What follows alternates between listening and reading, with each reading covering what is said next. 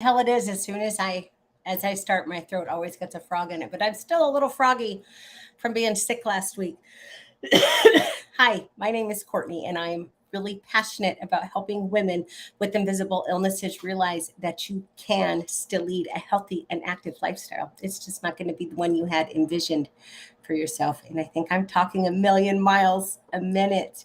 I am really, really late tonight. I was in a meeting that ran way over. We were supposed to be done an hour and 15 minutes ago, but it was really important. We got a lot of work done, and that's all that really matters at the end of the day. Plus, that was my 9 to 5, and that pays the bills. So, um, it was funny yesterday. I was like, oh my gosh, I'm out of apples, which, by the way, side note, if you have never tried a sugar bee apple, y'all are missing out. I had never heard of them until I got to Texas. And I got to tell you, they're the best freaking apples I've ever had.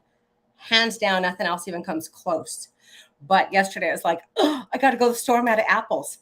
I have an apple. This is kind of funny to me. I used to be a big breakfast food person, but I ate autoimmune paleo a few years ago. I was real strict about it.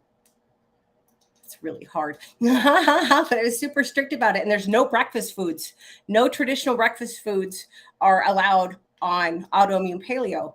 No grains, no dairy, no eggs, no gluten. That eliminates no processed foods. You're supposed to have nitrite-free bacon. So yeah, it was really strict. But I started eating things like vegetable soups or apples for breakfast. Like, if it's a warm morning, I don't want a bowl of hot soup. But an apple is a really good thing for me to have for breakfast. So let's talk about some of the health benefits of eating an apple every day. This information is from eatthis.com and everydayhealth.com. Number one, it's good for your gut. Now, this is actually one of the reasons I started eating apples. I part of fibromyalgia, I have gut health problems. Plus, I've taken so much freaking ibuprofen over the years. And gosh damn, I'm just such a train wreck sometimes. But I've had a lot of surgeries, which means I've taken a lot of antibiotics, and that's really bad for your gut. So my gut's not very healthy, but apples are good for your gut. There's about 5 grams of fiber in a medium apple, and most Americans are very low on fiber, but fiber aids with our digestion and it helps promote a healthier gut biome. The fiber in apples comes from pectin. Pectin produces jump into Jehoshaphat, an acid called, I'm not going to say this right, butyrate.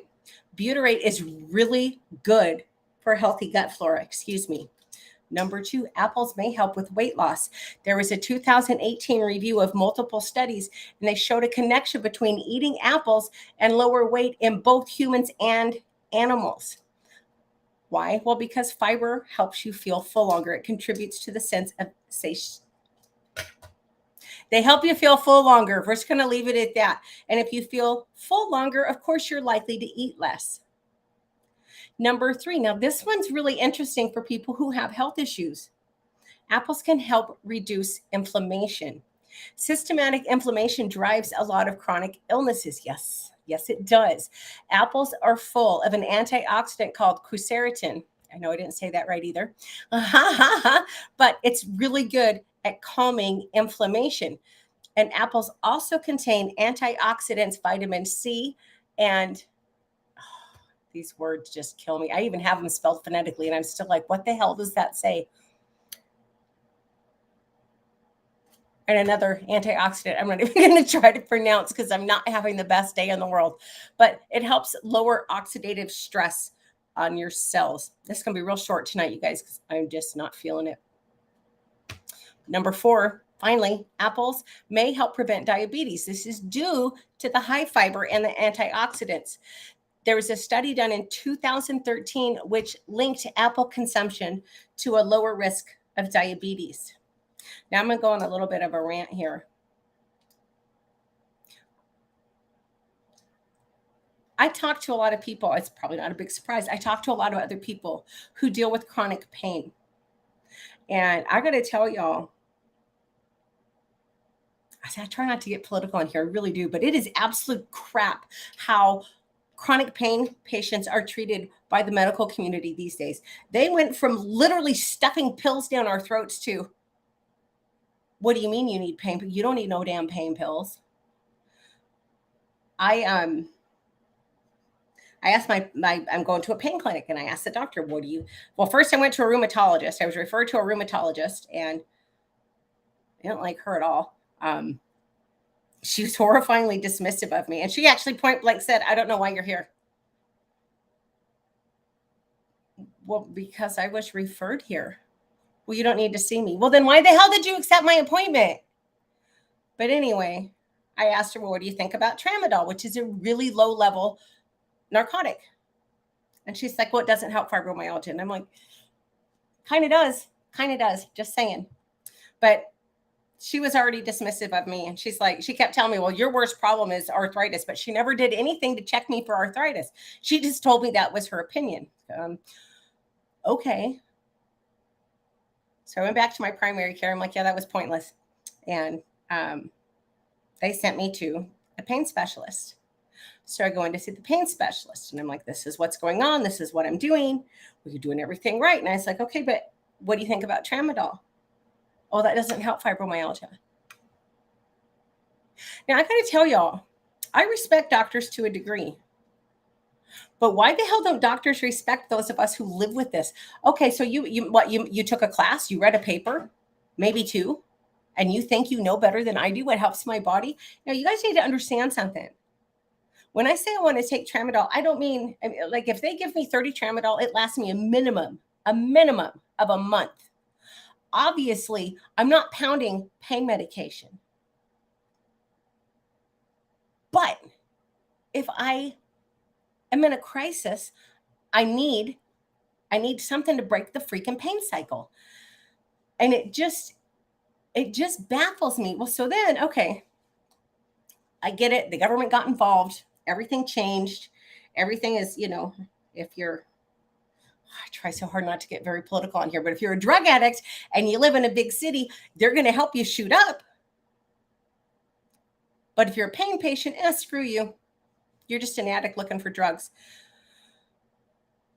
Well, I messaged my clinic the other day. I'm like, hey, I would like a refill on my nausea medication. And instead of giving me the pills to swallow, can you please switch me over to the sublingual methodology? I don't remember what the hell I said, but, a pill that'll dissolve in my mouth instead of having to swallow something. Because obviously, if you're really nauseous, you don't want to have to swallow anything. And I got this very curt message from a nurse. What do you need nausea medicine for? And I was polite in my response, but I wanted to say, bitch, excuse me, but bitch, who takes nausea medicine for fun? It's not like I'm getting anything out of this other than not being nauseous anymore. But, I said something about it on my social media, on my Twitter, and it's really sad when I hear from all these people all over the country who are like, well, this is how the community treats me. This is how the medical community has treated me. This is what they've done to me. And in fact, I heard from a doctor today who recommended, I've got to check out this book. He recommended a book to me. And it's about a physician who ended up in a very severe health crisis. And she was horrified at the way that her colleagues treated her. The callousness, the dismissiveness. Now, if a doctor feels that way, how the hell do you think a person like me feels? I don't want to say a person off the street. I'm not a person off the street. For God's sakes, I'm established with these people. And they still treat me like I'm some kind of freaking junkie just because I'm looking for help. Anyway, I could rant on that shit all night, and I'm not gonna, but it's really lame. It's not very fair, Treat me judge me on my own merits. Don't judge me as a junkie just because that person is. For goodness sakes, 30 pain pills in a month. And I've done this off and on for several years. I'm not looking to get high. I just need the edge taken off. But the attitude is just flat out, no, screw you. Suffer. Anyway, I've gotten where I kind of freaking hate doctors, if you can't tell. Anyway, that's all I have for tonight. Sorry for the rant, but it just pisses me off. It really does. It's, this stuff is so hard to deal with already. And to be treated like shit, and to not be judged on our own merits by the people who are supposedly there to help us. It just makes it all so much harder. It's so dehumanizing. It's so degrading. But it is what it is. Anyway, y'all have a great night. I will be back Friday, hopefully in a better mood. I'll be back Friday at 7 o'clock Central. Y'all take care. Thanks.